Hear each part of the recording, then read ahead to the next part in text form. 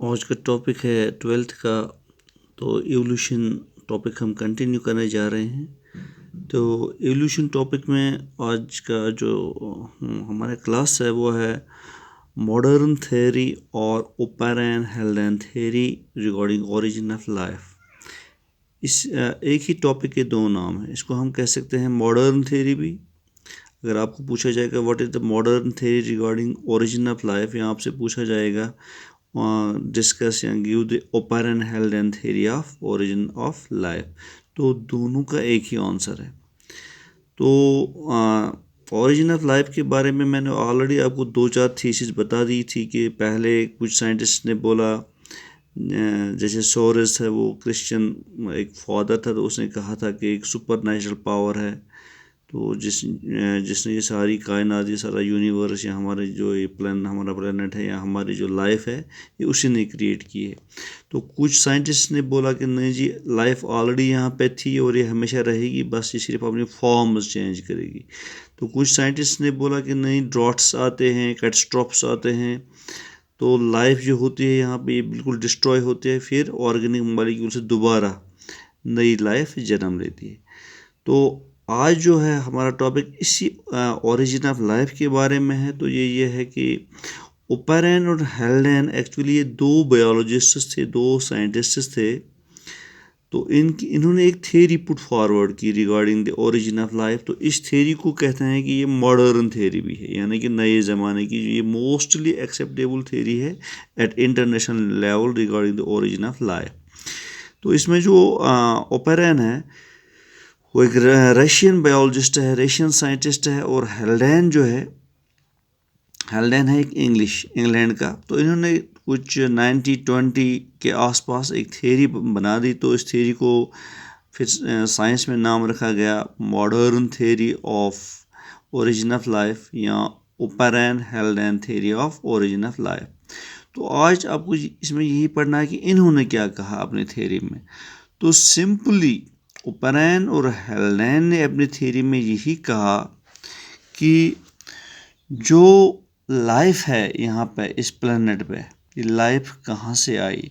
तो इन्होंने सिंपली ये नहीं बताया कि कोई सुपर नेचुरल पावर है जिसने ये क्रिएट की है, ये नहीं बताया कि ये ऑलरेडी यहाँ पे थी, लेकिन इन्होंने बताया कि कुछ फिजियो केमिकल प्रोसेसेस होती हैं, यानी कि कुछ केमिकल प्रोसेसेस होती हैं, कुछ केमिकल रिएक्शंस होती हैं ऑर्गेनिक मॉलिक्यूल्स में, और उसी बुनियाद पे लाइफ जो है वो जन्म लेती है। इन्होंने थोड़ा समझाया कि सिंपल आपको याद रखना है ओपेरन हेल्डेन ने क्या कहा। इन्होंने कहा कि ऑर्गेनिक मॉलिक्यूल्स जो ऑलरेडी अवेलेबल हैं यहाँ पे इस प्लेनेट में, तो लाइफ उन्हीं से ओरिजिनेट होती है, उन्हीं से जन्म लेती है। तो लाइफ ने जन्म लिया है उसी ऑर्गेनिक मॉलिक्यूल से, उस पर कुछ केमिकल रिएक्शंस हुई, कुछ ऐसी प्रोसेसेस हुई जिसकी वजह से वो ऑर्गेनिक मॉलिक्यूल्स जो हैं, पहले वो मिले एक दूसरे के साथ, उन्हें रिएक्ट किया, ऑर्गेनिक कंपाउंड्स बने, फिर वो ऑर्गेनिक कंपाउंड्स एक दूसरे के साथ और मिले, फिर वो मैक्रो मॉलिक्यूल्स बने, फिर वो मैक्रो मॉलिक्यूल्स मिलते गए और आगे जाके उन्होंने एक क्रिएचर, एक ऑर्गेनिज्म, एक इंडिविजुअल की फॉर्म इख्तियार की। तो इस तरह से लाइफ वजूद में आई इस प्लेनेट पे। तो सिंपल कंसेप्ट दिया है इन्होंने ओपेरन और हेल्डेन ने कि जो लाइफ यहाँ पे आज अवेलेबल है हमारी आंखों के सामने इस प्लेनेट पे, तो सिंपली ये लाइफ जो ओरिजिनेट हुई है इस प्लेनेट पे, तो ये ओरिजिनेट हुई है simply by physico chemical reactions of organic molecules. तो ऑर्गेनिक मॉलिक्यूल मीथेन, सपोज अभी मैं आपको बताऊंगा। तो इन्होंने बोला कि सिंपली ऑर्गेनिक मॉलिक्यूल्स आए, एक दूसरे के साथ मिले, ऑर्गेनिक कंपाउंड्स बने, ऑर्गेनिक कंपाउंड्स एक दूसरे के साथ बने मैक्रो मॉलिक्यूल्स, मैक्रो मीन्स बड़े बड़े मॉलिक्यूल्स बने। तो वो मैक्रो मॉलिक्यूल्स आगे जाके उन्होंने लाइफ की शक्ल इख्तियार की।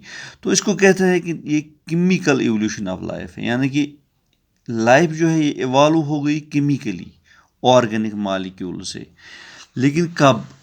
उस वक़्त के एटमॉस्फेयर में जो मैंने आपको कल वाले टॉपिक में बता दिया कि प्रिमिटिव एटमॉस्फेयर जो था, कल वाले टॉपिक में मैंने आपको ऑलरेडी बता दिया है कि प्रिमिटिव एटमॉस्फेयर और प्रेजेंट एटमॉस्फेयर में क्या डिफरेंस है। तो प्रिमिटिव एटमॉस्फेयर में मैंने आपको बता दिया कि उस वक्त का एटमॉस्फेयर जो था उधर उस वक्त ओजोन अवेलेबल नहीं था, तो बहुत ही हमारा जो एटमॉस्फेयर यहाँ था वो बहुत ही गर्म होता था, हॉट होता था, और तब यहाँ हमारे एटमॉस्फेयर में ऑक्सीजन नहीं होता था, ऑक्सीजन अवेलेबल ही नहीं था, लेकिन हाइड्रोजन बहुत ही ज़्यादा क्वांटिटी में अवेलेबल था। तो ये सारी चीज़ें जब होती हैं तो ये फेवरेबल होती हैं। These things are very much favourable for evolution of life. तो आज का जो एटमॉस्फेयर है हमारे इस प्लेनेट पे इस वक्त जो अवेलेबल है, यहाँ पे ऑक्सीजन है, हाइड्रोजन नहीं है, ये मॉडरेट है, उतना गर्म नहीं है। तो आज का जो है, आज ओजोन भी है, अल्ट्रावायलेट रेज, इंफ्रारेड रेज यहाँ पे नहीं आती है, तो म्यूटेशंस नहीं होती हैं। उस वक्त ओजोन नहीं था तो सीधे सन से अल्ट्रावायलेट रेज और इंफ्रारेड रेडिएशन नीचे आती थी, तो म्यूटेशंस भी होती थी। तो उस वक्त का जो प्रिमिटिव एटमॉस्फेयर पर, that atmosphere was very much favourable for the evolution of life, for the origin of life. But today our atmosphere is not favorable for the evolution of life, but it is favorable for running the life को conducive बनाने के लिए, living creatures को ज़िंदा रखने के लिए आज का जो एटमॉस्फेयर है उसके लिए फेवरेबल है।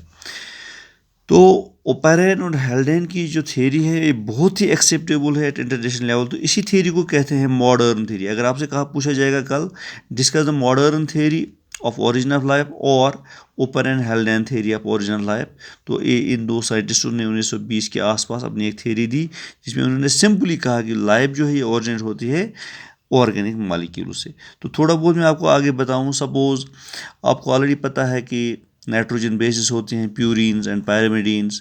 तो प्यूरिन और pyrimidine, methane, hydrogen cyanide, ammonia और वाटर जब मिलते हैं तो प्यूरिन्स और पैरामिडीन्स बनते हैं। ये ऑर्गेनिक मॉलिक्यूल्स हैं। जब ये प्यूरिन्स और पैरामिडीन्स मिलते हैं तो ये क्या बनाते हैं, ये डीएनए आरएनए बनाते हैं, जो बेसिक हमारे न्यूक्लिक एसिड्स हैं वो बनाते हैं। या इसी तरह एमाइनो एसिड्स हैं जो बिल्डिंग ब्लॉक्स ऑफ प्रोटीन्स हैं। तो प्रोटीन्स जो बिल्डिंग ब्लॉक्स होते हैं फिर बॉडी के, तो ये एमाइनो एसिड्स, इसमें भी मीथेन है, एमोनिया है, कार्बन डाइऑक्साइड है और वाटर है, बेसिक ऑर्गेनिक मॉलिक्यूल। जब ये मिलते हैं तो एमाइनो एसिड बनाते हैं, फिर एमाइनो एसिड जाके प्रोटीन्स बनाते हैं, तो प्रोटीन्स फिर building blocks of our body होते हैं। तो सिंपली यहाँ पे इन्होंने एक कंसेप्ट दिया कि ऑर्गेनिक मॉलिक्यूल्स होते हैं जैसे हमारे प्यूरिन्स और पैरामिडीन्स हैं, ये बनाते हैं फिर न्यूक्लिक एसिड्स, डीएनए, आरएनए। या इसी तरह एमाइनो एसिड्स हैं, जैसे 20 एमाइनो एसिड्स अवेलेबल हैं हमारे पास। एलेनिन है, ऑर्गेनिन है, एस्पेरेजिन है, एस्पार्टिक एसिड है, सिस्टीन है, ग्लूटामीन है, ग्लाइसिन है, एट्सेट्रा। तो ये सारे जाके मिल के फिर प्रोटीन्स बनाते हैं और वो प्रोटीन्स आगे जाके they are the building blocks of body, यानी कि एक बॉडी बनाते हैं। तो इन्होंने फेवर किया साइंटिफिकली कि कोई भी बॉडी जो होती है, कोई भी लिविंग ऑर्गेनिज्म जो होता है, इनके जो बेसिक कंपाउंड्स होते हैं, बेसिक मॉलिक्यूल्स हैं, वो बने होते हैं ऑर्गेनिक मॉलिक्यूल्स से। तो ये ऑर्गेनिक मॉलिक्यूल्स ये बनते हैं केमिकल इवोल्यूशन से। तो इसी केमिकल इवोल्यूशन ने इसको ऑर्गेनिक मॉलिक्यूल्स ने कहा